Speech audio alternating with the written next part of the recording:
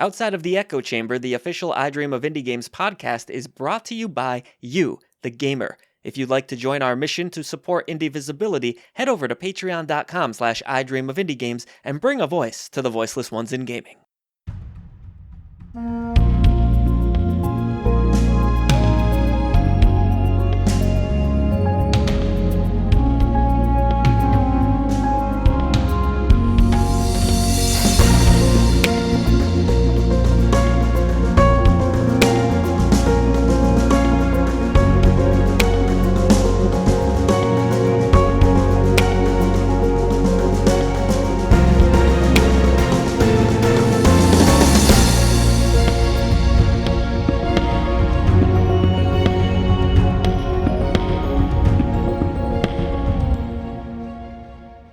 Well, hello there, Indie Warriors. Welcome back to I Dream of Indie Games. This is the official I Dream of Indie Games podcast outside of the Echo Chamber. We are on episode 12, believe it or not.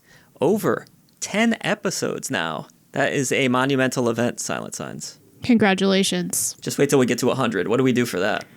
Well, we're not doing anything for the double digit, so I don't imagine we're going to do anything for the triple, but what do I know? I'm your host, Old Gamer Joe, and joining me today, as you just heard there, is the sorceress of the evening, Silent Signs, and the vanguard himself, Barely Magic Mike.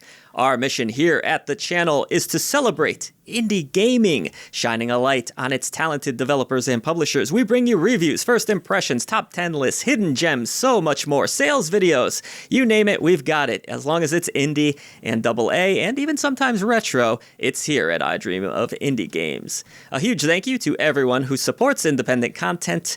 If you like these games as much as we do, head over to patreon.com/idreamofindiegames, where you can gain access to the most amazing Discord community, early ad-free shows like upcoming indies and this podcast 3 days early, so much more. You can enjoy this show on Spotify, YouTube Music, and YouTube itself 3 days later than Patreon members, if you so wish.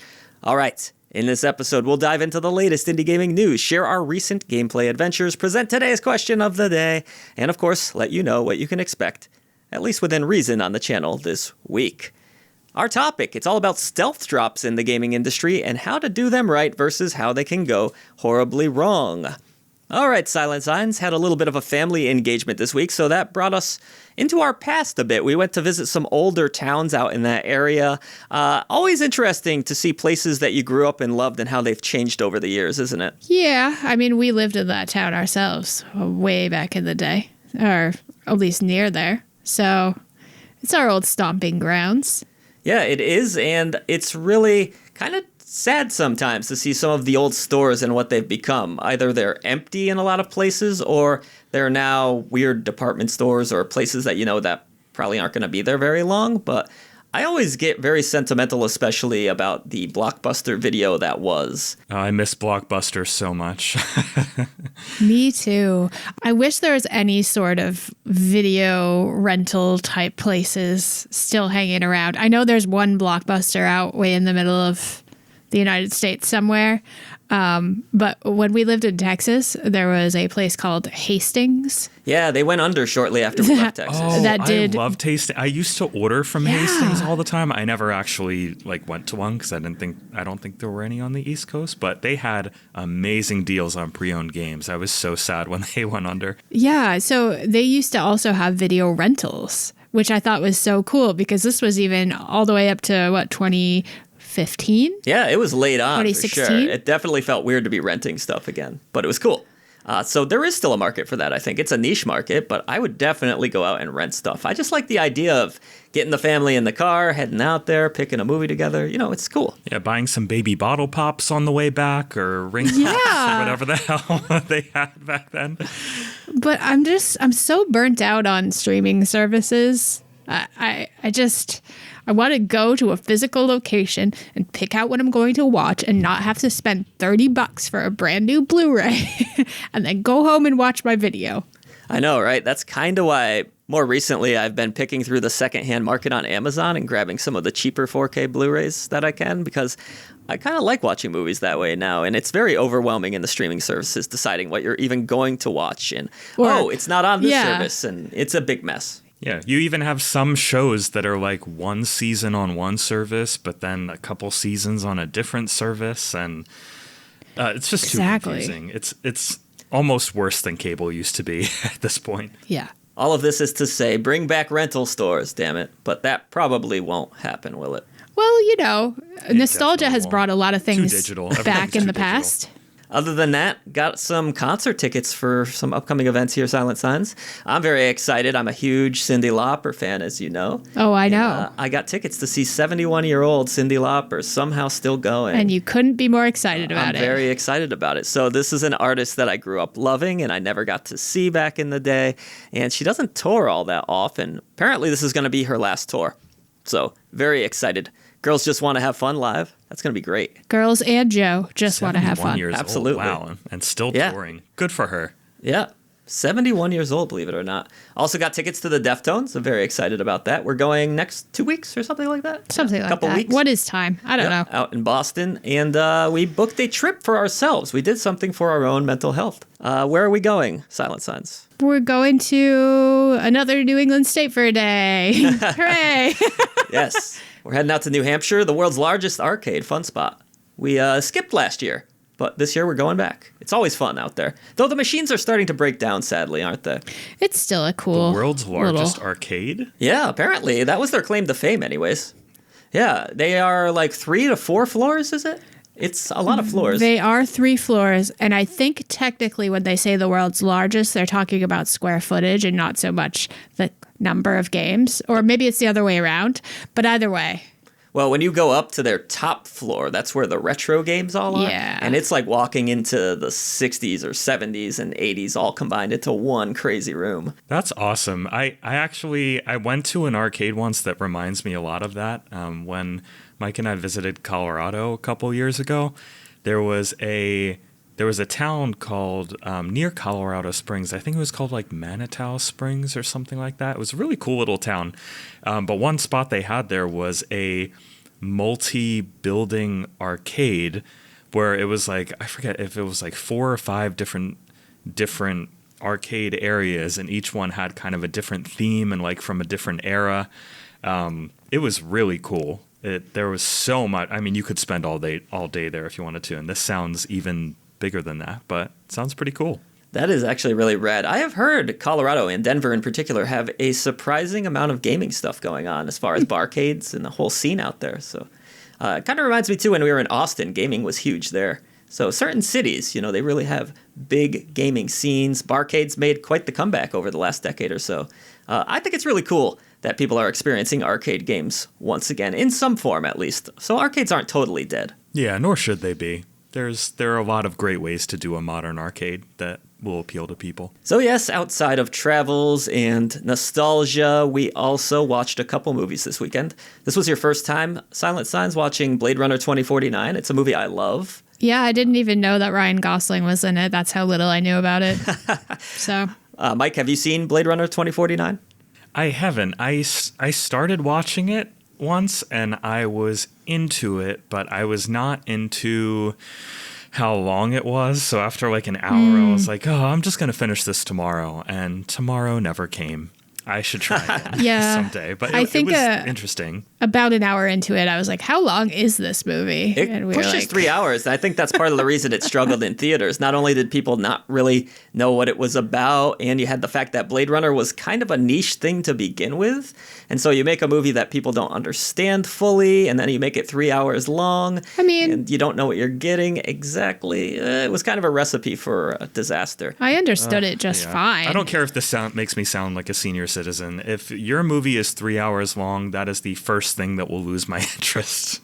I mean, I'm fine with it if it's interesting, and I think that movie is interesting. But it is a commitment, right? Like you can't just willy-nilly choose a 3-hour-long movie without properly planning your day accordingly. Like I haven't watched Oppenheimer yet just because I'm like, I don't have that much time to set aside to devote to watching a singular film right now. Yeah, it is a marathon, especially in the theater. That's a long time to commit It is. sitting in a theater. Exactly. And I'm antsy, as we've already discussed on multiple podcasts. I'm going to give a controversial opinion here. I thought Oppenheimer was super overrated and totally not worth the 3-hour commitment.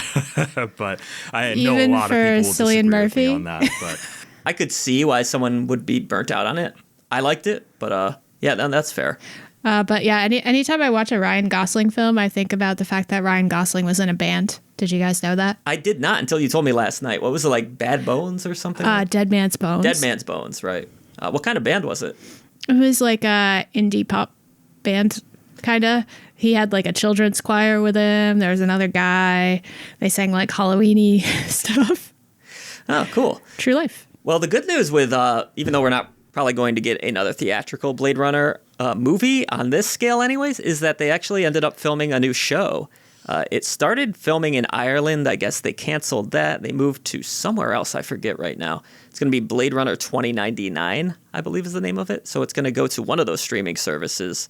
And there was an anime too, which I have not watched yet. So I'll have to watch the anime before that. And to tie it into this podcast, they're doing a new Blade Runner game. I think that's coming out this year from, I want to say, Annapurna, one of those. But, what kind of game? Yeah, but there is a new Blade Runner game. I saw very little about it. You might want to look it up while we talk about the next movie we watched here. Atomic Blonde, Silent Signs. Atomic Blonde. I liked Atomic Blonde. That was fun. So I don't know why we ended up with these two movies from 2017 that I had never seen. Why did we end up with these two movies? My good friend Ex-Hardcore Gamer let me borrow them both to test out my new Blu-ray player. Right. Okay. Well, either way, they were somehow both from 2017. I had never seen this one. I thought it was really stylish looking, although I kind of thought the story was a snooze. I liked it enough. It reminded me a bit of a James Bond movie with a female lead. Well, that's part of the problem. I'm not a James Bond girly. It's a fun movie. I kind of agree that the story's kind of whatever. Like I've not the most memorable, but it's a bit fun. Needlessly complex, I would say, for no good reason. It's not even that. It's more just that it's a very like overplayed like spy trope. But they're like, yeah, but let's make her hot and blonde. I think that's kind of the fun of it. You know, that's what they were going for, and hey, they were successful at it. But sure, yeah. I don't know. I liked it. I loved Blade Runner. I thought both of them were very impressive visually, though, for different reasons. They were both entertaining. Like, Blade Runner looks amazing. If you get a chance to watch it on 4K Blu-ray, it is stunning. And Atomic Blonde, not as much, but it has some really cool lighting and cinematography. Yeah, they definitely like soaked it in neon, which is cool. Yeah, it has some cool color palettes and a lot of different lighting styles. So I enjoyed both movies overall. So that was kind of my weekend. Mike, anything on your end? No, I was going to see some of the movies that came out this week, and I ended up getting busy and wasn't really able to. I really wanted to see Locked, and I wanted to see The Assessment, but I'm going to have to wait until next week to see one or both of them, I guess. Have you heard of either of those? I think Ex-Hardcore Gamer mentioned those, but I don't know a lot about either of them. Is one of them horror, or am I off on that? I think they're both sort of horror adjacent, with Locked being a little bit more actual horror. That one's a bit. It stars Bill Skarsgård, and he tries to break into and steal this car. And this car, it's kind of a silly premise, but I like it. The car is like this super high-end car where like the owner, who's voiced by Anthony Hopkins, locks this guy in the car and like punishes him with like the car has all these like torture devices like equipped and stuff, from what I can tell. And like it's sounds like fun. A very B-movie kind of horror premise, but I heard it's fun, and I intend to see for myself. I'm hesitant to watch another Bill Skarsgård movie after we watched The Crow recently. Well, he was also in Atomic Blonde, right? Yeah. So we saw him like twice recently. Yeah, I'm getting Skarsgårded out. Yeah, he's in a lot more stuff. I didn't start recognizing him until more recently. Well, once you do, you can't unsee him. It's like one of those dudes that shows up in every movie now. Yeah, like what's his name? Willem Dafoe. Yes, he really does show up in every movie. Not as good as Willem Dafoe. And Samuel L. Jackson's another one. Yeah. Where you see him in like every damn movie. If I see Willem Dafoe, I'm like relieved. If I see Bill Skarsgård, I'm like, oh no. He's really good sometimes, though. Sometimes, especially Pennywise. I loved his performance. He's good as like a character actor. I don't know if he's good as a regular actor. As like a serious role type actor. The Crow was a blemish, but other than that, I can't say I've seen anything that's egregiously bad from him. I just can't unsee that. Yeah, I've mostly seen him in really good stuff, and I didn't see The Crow, and I don't intend to. So don't. Save yourself. Please. An hour and a half at least. Yeah. All right, video games. What have y'all been playing? Obviously, we had the huge stealth drop this week out of nowhere. Oh my God. Look outside. And here at I Dream of Indie Games, we did a great job keeping that secret from everybody. Top secret, but man, I freaking love that game. I loved it too, obviously. Full review is up now. That was a Golden Genie Lamp recipient right here at the As channel, it should have been. Silent Signs, I talked about the game a lot in the review, so I'll let you kind of give the rundown on Look Outside. So as we were playing this game, I feel like this tells you everything you need to know. We're sitting there, we're maybe like, I don't know, 15, 20 minutes in. I was like, this is exactly what I mean when I tell people I love playing video games. It is just so creative and stylish and like properly unsettling, and it's all done with this really simple pixel art style where you're playing as this guy who is basically quarantined in his apartment because there's some mysterious thing going on outside, and all we know is you're not supposed to look outside. So obviously the first thing we did is we looked outside. Which I won't spoil what happens here. No, I won't either. But from there, everything just like follows that tone. Every corner you turn is something new and disturbing and exciting. And the gameplay is both unsettling and hilarious at the same time, if that makes sense. Yeah, so people understand what they're getting into. It's sort of a survival horror game It meets is. a classic turn-based RPG. Yeah, there's with the sensibilities and humor of an Undertale. or like a buddy simulator even, Yeah, if and you like even that game. it kind of evoked some of the feelings I got when I was playing The Longing as well, how you're kind of just trying to kill time, because that is the main premise here. You have to get through these 15 days before something apparently cataclysmic happens. You're trapped in your apartment building, so you start out in your bedroom, and then you can kind of make your way through the apartment building and meet some of the unusual folks. neighbors, and folks will come to your door, and you can also just pass the time by playing video games or cooking or whatever. Which will gain you different stats too, and abilities it's you can really, learn. really interesting. Yeah, it's a very creative title. It started out as a game jam project, and it turned into something much larger, apparently. Yeah, and it was on itch. Yeah.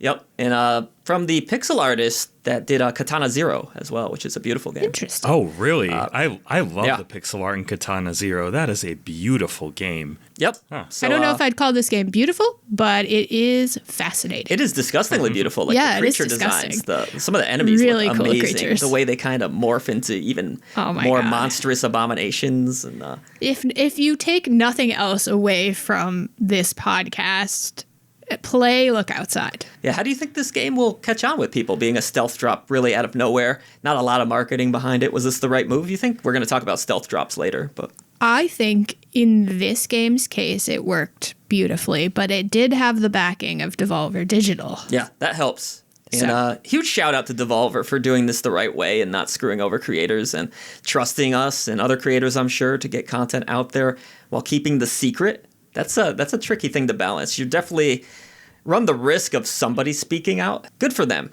And I think they handled this very well. But the game is awesome. Mike, are you planning to play Look Outside? Yeah, I mean, listen, I told you guys I'm going to play all the Golden Genies this year. I don't know if I'll finish all of them, but I will certainly play all of them, and that is definitely high up on my list. I'm curious to ask, though, so this premise of killing time, I mean, how do they avoid there being sort of a lot of aimless wandering where nothing interesting happens? Is there just always something interesting that's going to happen no matter where you go, or is it like a little more linear than it seems, or how do they manage that? So there are multiple endings. So you can literally just sit in your apartment the entire time if you choose to and do pretty much nothing. Play video games, get fat, watch your roaches roll into your So apartment? basically the whole thing happens in a Too 2 close week to home. span. Too close to home. Yeah. So whatever you do with that 2 weeks contributes to how the game ultimately concludes. Right, but I'll note every day is radically different when you Yes. wake up from your bed. There's new doors that open up. There's new characters to meet. People there's new wandering goals to around. accomplish. But There's people that want you to do things. You could ignore all of that. Yeah, you could, technically. So it's really up to you. And a lot of the people walking around or coming to your door or what have you will offer you tasks to complete, and whether you complete them or not is totally up to you. Or my favorite is when the pizza guy just shows up with a random pizza and you take it even though it's not the right address. And you're like, yeah, I'll take a that's pizza. Stuff like that. This game is just so creative and fun. I absolutely love it. This is my indie game of the year so far. I know it's early, but we'll see. I'm really, really enjoying it. So Strong positive. Yeah, I'm going to be doing a second playthrough on this one for sure. It took about 8 hours to get through, so not a huge commitment. But you could make it go by quicker. And it could be a lot longer too. Yeah. Really, if you want it to be. So yeah, Mike, what'd you play? I played a bunch of stuff. I mean, mostly indie things, but there is one AAA thing I've been playing because I have endless amounts of FOMO when it comes to series I used to love, like Assassin's Creed, and I just had to know if the new one was any good. And so far, it is actually, it's really not too bad. I'm not pretty good great, reviews but from what I've seen. Yeah. It's interesting. But that's not what I'm going to talk about. I like that you had to say there, it's not great, but that's great for Assassin's Creed in recent times. Well, yeah, like it's not great, but it's not like mind-numbingly boring. So far it is engaging, which is not something I've seen from that series for a very long time. So backhanded compliment maybe, but that's me you're talking to. Hey. I know you didn't want to go too much into it, but what's the setting for this one? And it's a female lead this time, right? It is two leads. There is a female and a male lead. Okay. With very sort of different stories. You can sort of swap between them to do the missions, and it is feudal Japan. Oh, cool. I think it's feudal I like that. Japan. I'm not well versed in the Japan eras, but the story is actually pretty engaging, and we will see where it goes. And if I quit it before getting anywhere near the end, like every other Assassin's Creed that has bored me to death in recent years, but I had to give it a go. I'm going to go on a whim and say there is a 0 chance you finish that game this year. Wow, bold statement. I would love to prove you wrong, but if it doesn't keep me engaged, then you're going to be right. You know my general philosophy around games. If I'm not feeling it, I will drop it like a rock, unless I'm reviewing it, obviously. It is really hard to commit to like 60, 70 hours of the same game, to be fair. So hard to commit to it. But this one is apparently in the 30, 40 range, which feels doable, maybe. Yeah, that's doable. Yeah, maybe break it up. Don't try to do it all at once. A couple hours here, a couple hours there, and maybe you won't get burnt out on it. Yeah, maybe so.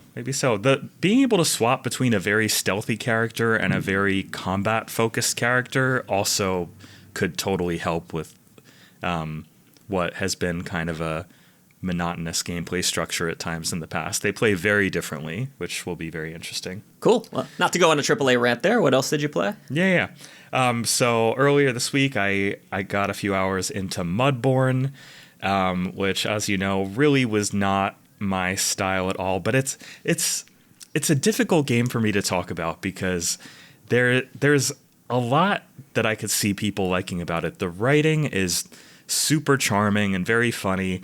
There is a really detailed and well laid out tutorial that can kind of help you get to grips with things, how to grow mushrooms and breed frogs, and there's a lot of, this is the sort of game where it's very focused on like the crafting. You're finding a bunch of items, you're managing them within a super limited inventory. The inventory actually kind of drove me crazy. And you're combining them, you're trading them, you're getting composters to fill with mud and then grow mushrooms in and stuff. And it's, I think that people who are into this sort of gameplay loop and like survival crafting sort of games and enjoy the sort of frog breeding premise here could get really, really into it. And so far, the reviews on the Steam page are very positive. So it seems like people are very into it.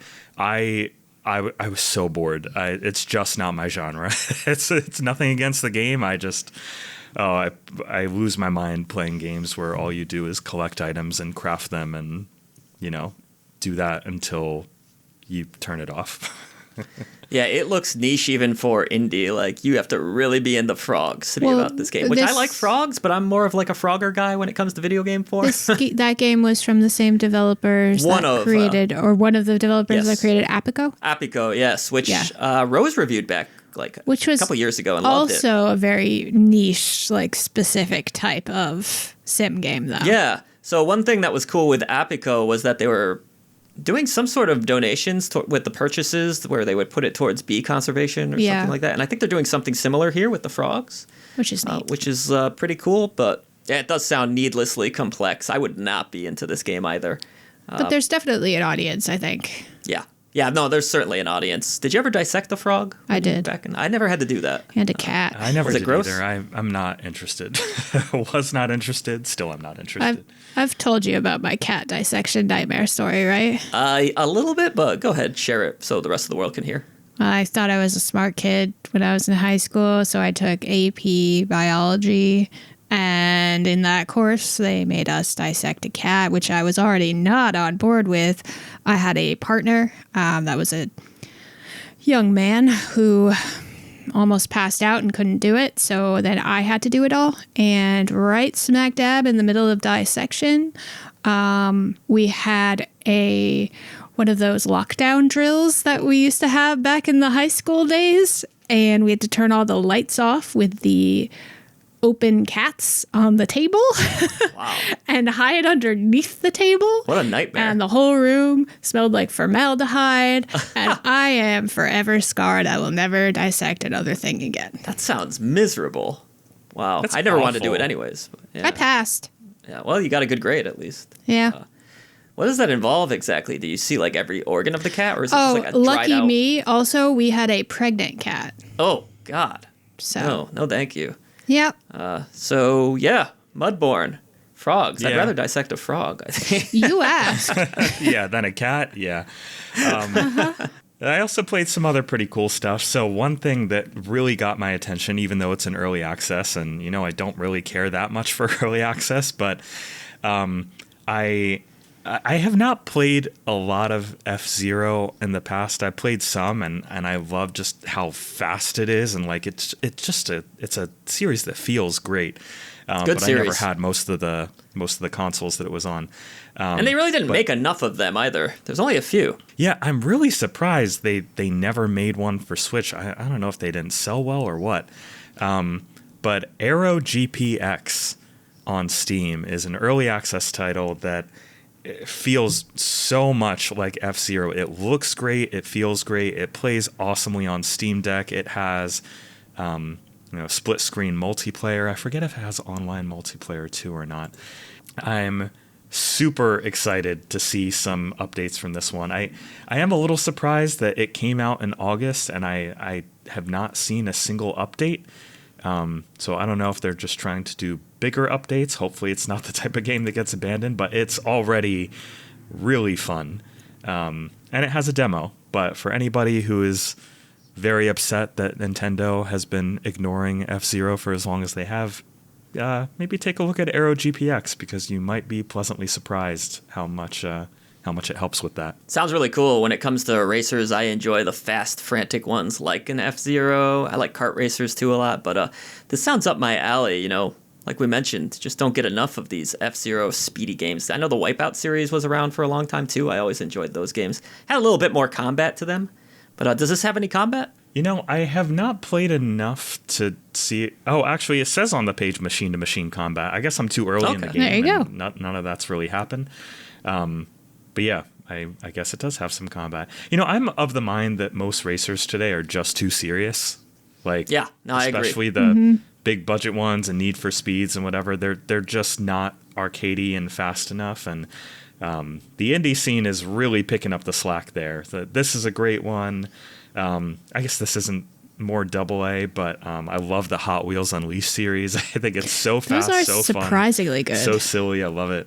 I want to see more like that. Yeah, I like seeing the kart games come back too in the indie gaming scene and beyond. We're getting a new Sonic Kart Racers as well soon in AAA. Oh yeah, that's going to be great. I hope it's great anyway. I like that series actually, very good. I like the transformed one in particular, where you could like morph into helicopters and all this cool stuff. It was a lot of fun. Same. I heard the one after that wasn't nearly as good. I didn't play it for myself to find out, but Transformed was great. The big problem with that one was they pulled a lot of the Sega-themed characters and they made it strictly Sonic. So you didn't have like Ryu from Shenmue and all those fun characters from Sega's past, which was kind of a bummer. But it's also more straightforward. It kind of got rid of the transformation mechanic too. So that was what was a lot of fun about that one. Yeah, that is kind of a bummer. Well, other stuff that I played, really most of the stuff that I already mentioned in my hidden gems list this week, I did, in order to fill out that list, I ended up playing some games in my backlog that came out in 2024 that I was like, this looked really good, but I never really gave it a shot. And I was pleasantly surprised by a lot of them, especially, I mean, Care is so good. I mean, got a lot of comments of people interested in Care. But I was very pleasantly surprised by Alpha and Iota because it's not a game that looks like much, but it's one of the most original platformers I've played in a very long time. I don't think I've ever played something quite like it. And it's very tough too, but it's tough but fair and just has mechanics where, like, instead of platforming just by controlling one character, you are platforming with this little repair core, which is like a dot that can just possess different items and characters that have different moves. And you can kind of either possess them directly or autopilot them so they automatically move in a given direction, and you can kind of they create these like very interesting, very challenging puzzles with that mechanic. Really cool game that has not gotten very much attention at all because it says it has 3 user reviews on Steam right now. Oh, wow. That's not much at all. Yeah. Yeah. Really didn't get any following whatsoever. And it's really good. I haven't played all of it, obviously, but it's very, very good. Yeah, I got to say, people have really, really been enjoying that list. They appreciate that it's actual hidden gems because, a lot of times you run into videos like that, but it's something we kind of all knew about. So this is a true hidden gems video, folks, like some really small but cool indies on that list. We're going to be doing more of those for sure, seeing y'all like them. You've requested more of them. And another thing I want to do on the channel too is get into some of the releases for every month that we missed out on that actually do look promising and people are enjoying, that are maybe under 1,000 followers or less, something like that. Just more stuff to get more awareness out there in a single video, because obviously we can't review everything, but we want to highlight as many cool looking games as we can on the channel. So that's something I'm excited about too. I don't know how you all feel about doing more stuff like that. I would love to. Yeah, I mean, we definitely can't cover everything because there are more releases than I can even manage to play, but we can at least give some impressions and kind of keep up with all these smaller releases as best we can to make sure people know about them, because a lot of these games really deserve to be seen. And it's not just, nobody's reviewing them because they're so small, and, a lot of them are very innovative. Plus, a lot of things that we played and we really loved, we just assume, hey, we loved it, we put it out there, other people have seen it, but we'll go back and look at the Steam pages and there will be very few reviews, not a lot of coverage, or even just things that we find out there that we've been loving. So, I don't know. Doesn't hurt to go back in time a little bit, too. Part of me wonders how many of these cool games are getting pirated too, unfortunately. If that's hurting the stats of a lot of these smaller indies where people are like, I'll just pirate it. We do get comments, unfortunately, from assholes I hate once that. in a while. If you're that person, what you do on your free time, that's on you, but maybe don't advertise that. Yeah, nobody thinks you're cool for that. We're here trying to support these developers and uplift them and, put them in a spotlight that they usually deserve in these particular cases that we're talking about right now. I wouldn't be advertising that you're stealing the game. Or being proud of that, for that matter. Yeah, exactly. My hope is that some of these games are so small that it's not even possible to pirate them.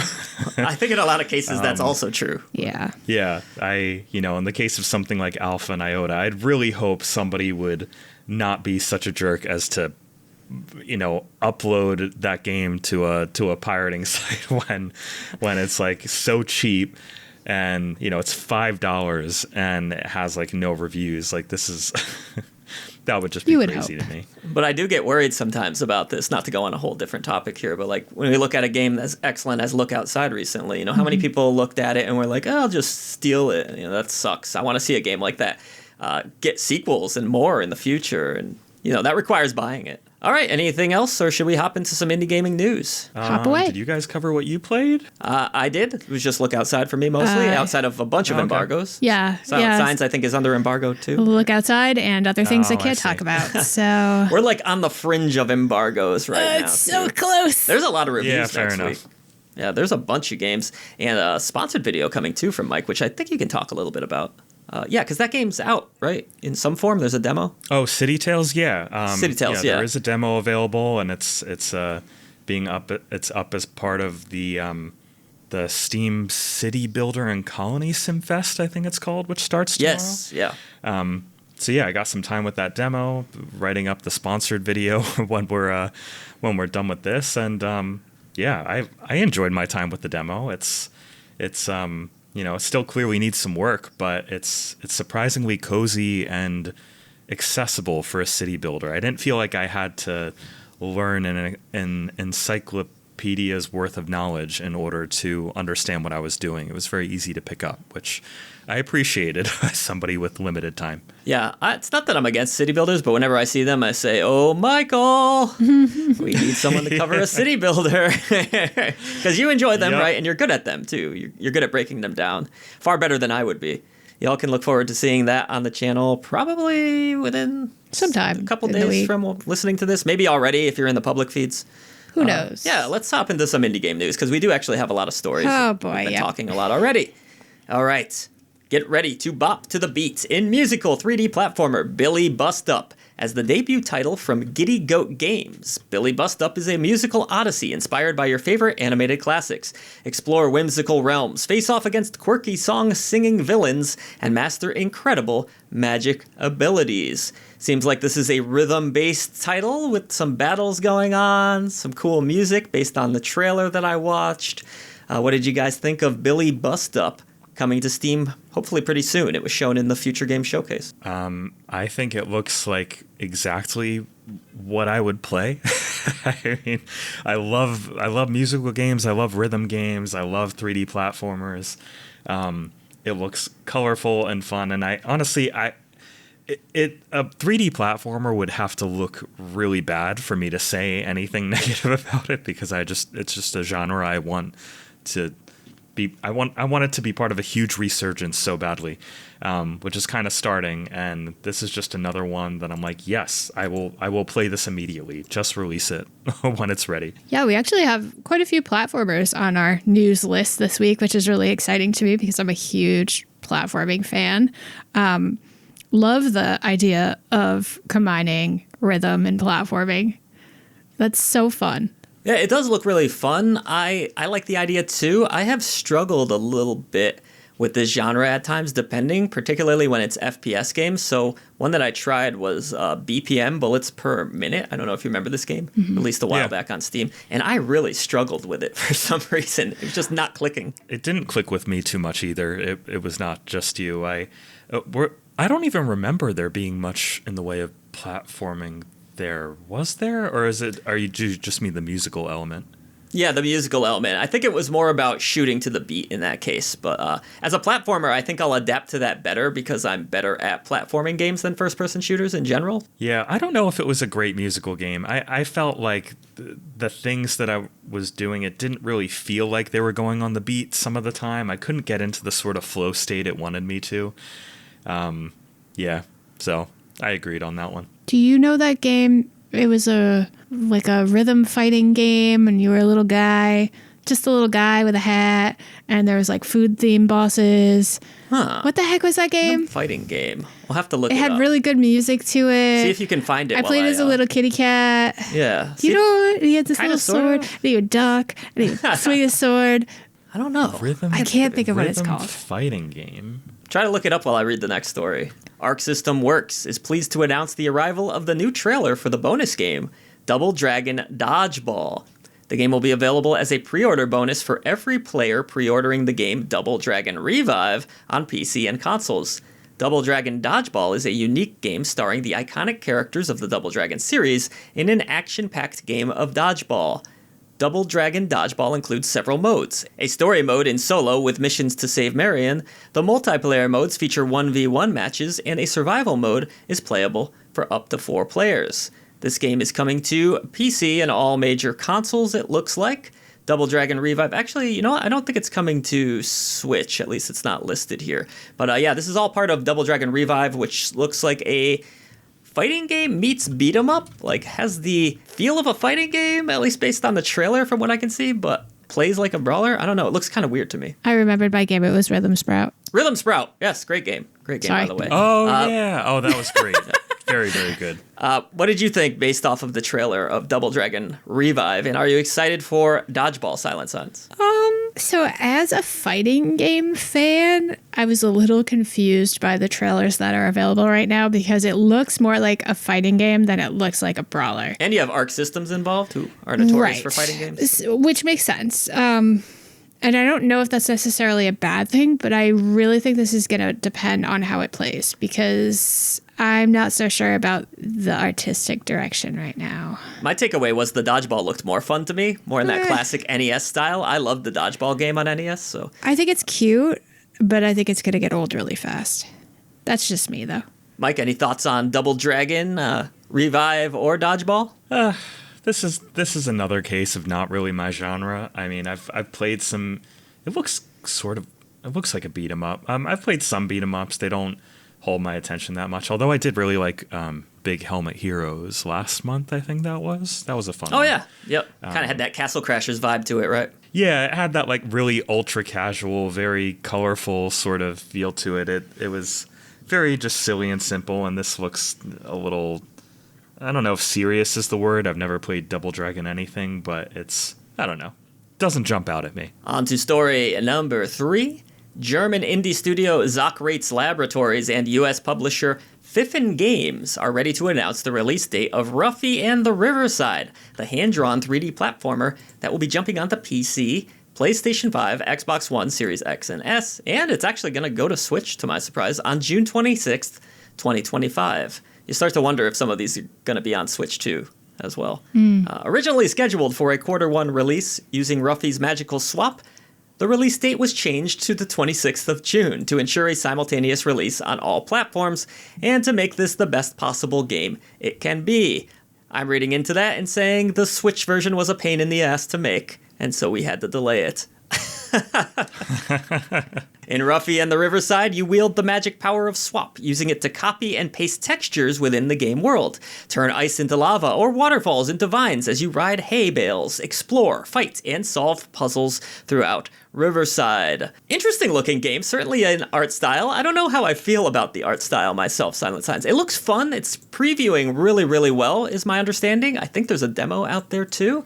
Did you have any interest in this one? I really like the concept. I love that you do the texture swapping thing. So, like, you can turn a waterfall into leaves that you can climb or That's something kind of the like part that. that's concerning me about the game. But, yeah, that was going to be my but. I could see that being a pain in the bum. The bum. Okay. But no, from all accounts, it's a really great game. So, But I like how it looks. yeah. People are enjoying it so far, based on previews. Mike, any excitement for Ruffy and the Riverside? Yeah, I mean, inject it into me. I actually think the art style looks really cool. It's definitely it's a choice that's not going to resonate with everybody, like the 2D character in a 3D world sort of thing. Sort of similar to Demon Turf. Yeah, I remember Demon Turf. Yeah, that's a game I've always kind of wanted to play, and I've heard sort of mixed things about it, so it sort of stopped me from dedicating it's not great. the time. We weren't crazy about it. Yeah. There was several But of Demon them, weren't Tides there? comes out this year. That looks pretty good. Wait, Silent Signs, were you saying something? I couldn't hear you back in the background. Aren't there several Demon Turf adjacent games? They made 2 Demon Turf Yeah, games. and I Yes. don't think we loved either of them. No, they were both not great, in my opinion anyway. Yeah, it was like Demon Turf and then Demon Turf Color Splash, which was like a standalone DLC that eventually got integrated into the main game. So if you bought Demon Turf now, it's integrated as well as another DLC. So yeah, I didn't really spend the time on any of them, but Demon Tides is like the full sequel that comes out this year at some point. I don't think a more specific date has been announced for that yet, but I think that one goes full 3D. and hopefully with some lessons learned from the first game. But that game aside, I love like the hand-drawn look of Ruffy in the Riverside. I haven't played the demo, but I do really intend to soon as I get the chance. It's so colorful, and I don't know. I love the concept of, changing water to ice and water to vines you can climb, and I just hope it's as good as it looks. It kind of has a bit of that Paper Mario look to it, too. Or Bug Fables. Yeah, Bug Fables, which I enjoy that art style, but we'll see. I'm a little bit on the fence on this one. I'll have to get my hands on it, and if it's fun to play, then, maybe the art will eventually grow on me. Let's move on to story number 4. I think you'll be excited about this one, Silent Signs.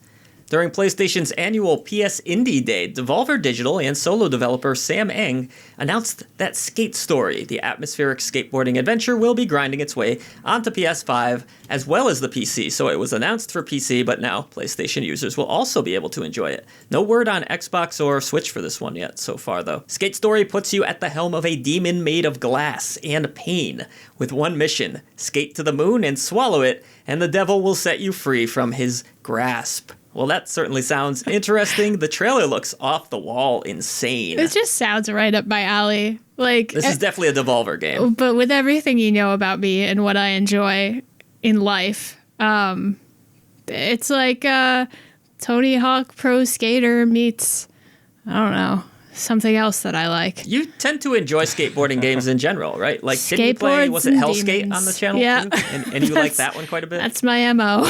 Yeah. Well, skateboarding games are fun. I'm just ass at them for some reason. You were really good at Tony Hawk, though. I used to be sick at Tony Hawk, But this looks less Tony Hawk and more story-focused. Like it's following some sort of dark narrative here. I'm into that. It looks cool, I think. The art is, again, something that might have to grow on me, but it does look cool. Mike, excited for Skate Story at all? Yeah, I'm really excited for it. I just have to say to Devolver, please, for the love of God, no more trailers until you have a release date. Every time I see a trailer for this game, I'm like, oh, when's it coming out? And then it's like, wish list now. And I'm like, no, I've been hearing about this for so long. Just tell me when it's coming. There's such a tease. I think the art style is amazing. I think it looks incredible, but I love an art style that looks this unique. Very excited for it. I'm just ready for take your time, but at the same time, I don't want to hear about it again until I know when it's coming out. Yeah, I kind of love the abstract look of everything and the mismatched styles. It's just so cool. Yeah. Couldn't find the game from Yacht Club Games that I've been waiting for forever. Where you're the little mouse. Mina the Hollower? Mina the Hollower, thank you. Yes, Mina the Hollower, yeah. Yes, gosh, why is this game taking so long to come out? We played that years ago at PAX. Yeah. That just got me thinking about that. Where the hell is that game? Story number 5. Prepare to face evil spirits, twisted creatures, cultists, and more as they terrorize the cursed burial grounds of haunted lands. Inspired by John Romero's classic platformer Dangerous Dave, this dark and bloody retro action platformer lets you choose from 5 unique characters, each with distinct abilities and playstyles, as you explore the ruins of crypts and tombs to battle hordes of undead and fearsome bosses. Don't miss your chance to get in on the spine-chilling action early, as developer Alvigor and publisher Alawar are hosting a terrifying Haunted Lands playtest, which is available right now. Retro-inspired platformer here. There's 5 playable characters that all play uniquely from one another. You can enhance them. It looks really cool. Kind of reminds me of Altered Beast back in the day. The visual style of it anyways. I like the spooky theme. I actually included this on our upcoming horror games list, which was that last week? I think it was last week I put that out too. 10 horror games that you can very much look forward to this year. That list is awesome. Not to toot my own horn, but there's just a lot of great games on that list. And Haunted Lands was one of them. So if you want to learn more about that. Mike, not your thing, I don't think, but did you like the look of it? Yeah, I feel like it's not my thing visually. I don't super go for the retro stuff necessarily, but I think it looks kind of fun, and I appreciate that its ultra retro-ness does not stop the developer from making it as bloody as possible. It's very, very bloody, and that part looks kind of appealing actually. So if you tell me it's great, then I will give it a go. If it gets a golden genie, I will try it no matter what. But offhand, not totally my thing. What I'm hearing is if you really want Mike to play a game, you have to award it a golden genie. and then man. he'll have to play it. I don't need that kind of pressure on my shoulders here. Story number 6. This is a retro throwback, but I think this one might be more interesting to you, Mike. Get ready to relive the magic of the classic platformer Croc, Legend of the Gobos. It's coming back April 2nd, too. We don't even have to wait that long. This kind of came out of nowhere. From Argonaut Games, founded by 3D gaming visionary Ijez San-Obi, this is a testament to the remarkable evolution of interactive entertainment. I don't know if I agree with that quotation, but okay. It captured the hearts of players worldwide in the late 90s and is now making a triumphant return with stunning new visuals, updated quality of life features, and an array of exciting additions. So for those of you who don't know, Croc is a classic kind of 3D platformer, very early 3D platformer on the PlayStation. I owned it. It was fun for the time, but it absolutely controls like hot trash in modern times. So let's see if they can spruce it up for this release. You know, April looks like it's going to come to PlayStation and Xbox. Yep, Switch as well, PC. I did request a review copy. We'll see if that happens. Are you going to be playing Croc if we get a copy? Or for any reason, Silent Signs? I would certainly like to. I remember really liking the game when I was younger, and then I went back to play it as an adult, and I was like, oh yeah, this is a little bit clunky, but it's still They were going charming. for that Spyro thing, right? Yeah, they were. That was the heyday of 3D platforming, I feel like, where everything was kind of a collectathon like that, and I was all about it. Mike, do you have any interest in the Croc series? I never played it before, but, you know, I love me a collectathon, and I love me a 3D platformer. And if it's good, I will play. Yeah, if they can bring it up to modern times, maybe fix the camera up a little bit. Based on the trailer, it certainly looks like the old games, kind of running through an emulator filter and not much else. But we'll see if they tightened up the controls and whatnot. Could be a lot of fun. I want to revisit them, just like we talked about Gex. Honestly, I just want to play Croc again. I think that would be fun. Are like all the retired mascots coming back to work or something? Is something going on in the world? We have Croc, we got Gex. Who's It's, next? Bubsy's tried a few times. Inflation's really getting to these mascots. Yeah, they and gotta get back to work, Get yeah. out of retirement and get back to the workforce. Nintendo took Bubsy's royalties away, I guess. And, yeah. But on the topic, last story here, another platformer, Nico Derico. I was scared to say that name, but that was Nico easier than I Derico? thought. This is The Magical World. They're making a director's cut. I did not play this game originally, but this director's cut is going to have enhanced visuals, brand new content for new fans and old fans alike. This will be appearing on all major consoles, it looks like, I think, here anyways. 2.5D game with some 3D segments mixed in.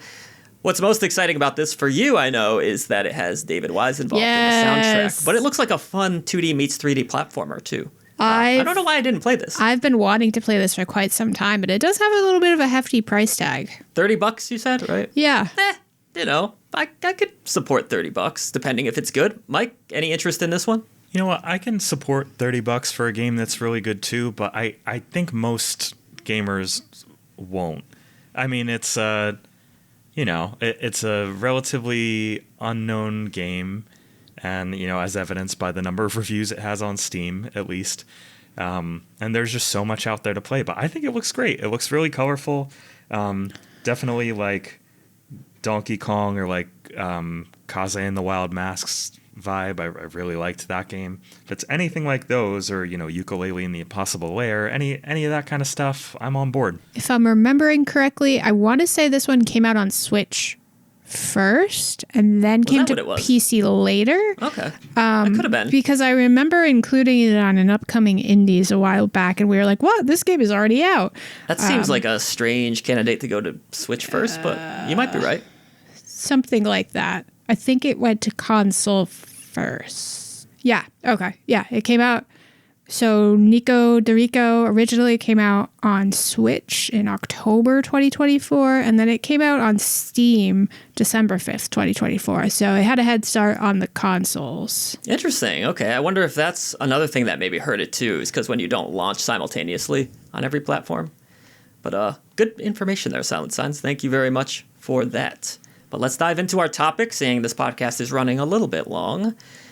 We're talking about stealth drops today. Now, this is a contentious topic of discussion. At least in our Discord, we talk about it quite a bit. I don't care for stealth drops. Of course, we just had Look Outside, and I mentioned that that's the best way to do something like this. But typically speaking, I don't like being caught off guard in life. I don't know how you feel about that, Silent Signs. I like to know when something's coming out. I like to prepare my wallet. I like to be prepared in general for things. And I also see another downside to stealth drops, and that's that other games are releasing that day, and depending on the size of it, we saw something like this with Hades 2, a massive game stealth dropping out of nowhere, and you had some great releases that day that just got obliterated by Hades 2 dropping out of nowhere, because obviously everyone's going to divert their money towards that game, potentially over something like Crow Country, which is a game I'm referring to in this case. What do you think about stealth drops? I'll start with you, Miss Silent Signs. I think it's a huge risk for developers that can pay handsomely or can totally tank their release, because most recently I remember Zebra Man coming out. Yeah, out of nowhere. Kind to no fanfare whatsoever, which is unfortunate because it looked like kind of a fun game.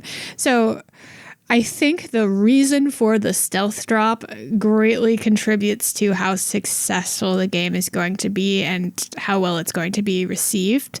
I think a lot of times developers stealth drop products that they don't have a lot of faith in, and they don't want to invest in the advertising for that product, and they don't think that it's going to be worth their money, or they're afraid of bad negative press. So you might see it as a last resort in some cases. In some cases, I do think it's a last resort. We have no marketing budget. We have this game that we like, and we want people to play. Or we're a little scared, like, testing of the game has shown some issues, and maybe it doesn't have that fun factor we were hoping it had. Then my question is, why does Hades 2 have to do something like this? Because that's obviously a game of notoriety. And then there's games like Hades 2, where they obviously have a big name behind them. They have a pedigree of sorts that maybe something like Zebra Man doesn't have.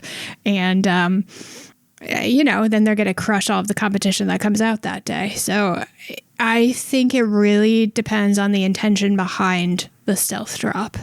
Yeah, I flat out don't like this process. I'll just say it. I think there's really no benefit to this whatsoever.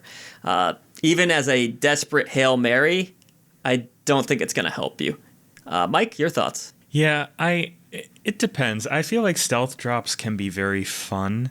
They are kind of a douche move for a highly anticipated game. Like if Silksong ends up being stealth dropped, like that's going to be a douchey move to every other game that comes out that week, like you said.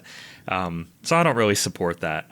On the other hand, I remember very fondly the stealth drop for Hi-Fi Rush, which just came out of nowhere as like a super excellent like rhythm, Devil May Cry sort of like game, and it was great, and it just came out of nowhere and ended up being one of the best games of the year. And to be fair, that one also came out in January when we don't see a whole lot of releases generally. So I don't know if it screwed over any other game that week, but it was also a game nobody had heard of, so there was nothing to really anticipate.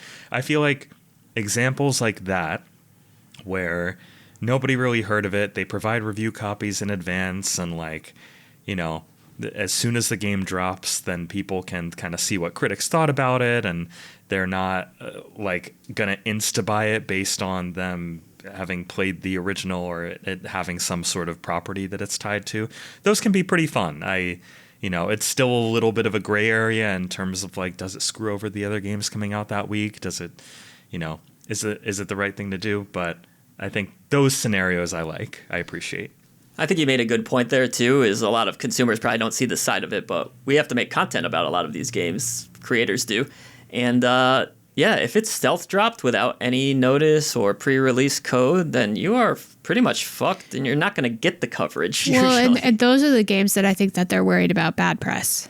It could be. It could be that, yeah. Because if they give it to you early and you hate it, and that's it's why not doing them any good. That's why I gave Devolver such a shout out earlier, is because they actually did provide a pre-release code and did it the right way. But that's a risk for the publisher and developer too, because your game could leak and then the surprise is ruined. So maybe this is all just bad. That's kind of where I stand. Well, I mean, but you could say that about any game that you get an advanced copy of, because they're trusting you with that product, that you're not going to release information about it. Yeah, but at least people know that exists. It's not great either way. Obviously, a information little leak. more at stake if Yeah. it's a stealth drop, but still, you're playing, I don't know, Sky Oceans, and you're like, man, I really don't like this. And God forbid you go tell all your friends, hey, man, this game's not great before the game comes out. Which I did, but not, before. Not before. Right. But, that's the risk they're taking. Absolutely, yeah. We want to hear from you in the comments below. Let us know. What do you think of stealth drops? Are they good for the industry? Do you like them? Do you get excited about them? Or do they just piss you off? Or should developers start leaving breadcrumbs about their releases and make it a puzzle game like some musical artists do? That sounds like such a Kojima move. Like, Right? Oh, here's a little nibble, and maybe you learn more. Or Wouldn't like, that be cool? What's that band you like? Sleep Token Yeah. recently with their new album? Exactly what I'm thinking about. They set people to solve codes in the website, and then they had to go to find the latitude and longitude, find the locations. Yeah, I feel like a scan small QR indie does code. not have the budget or It doesn't have to be that in depth. capacity to do I'm this. just saying, can you imagine there's a Lorelei and the Laser Eyes release, and you have to solve the code of when it's going to come out, Okay, that would have been pretty cool. right? Yeah. I've seen some games do stuff like that. Not maybe as full-fledged as the Sleep Token example, but... No one's that extra. So what do you think? Let us know in the comments below. And next week on the channel, of course, upcoming indies. It's a huge episode. There's over 20 notable releases next week. This was a long video. It's 17 minutes of indie gaming goodness. Ooh. That's live for Patreon members, right? Actually, be live for everyone right now. So you can enjoy that. And then a bunch of stuff outside of the sponsored video Mike talked about a little bit is coming to the channel, and we can't talk about it yet. But there's a lot of content next week. So thank you for supporting independent content, and we hope you enjoyed this episode. I'll see you next week, but you know what we do before we go, Silent Signs. Please, no. Here we go. See ya. Great.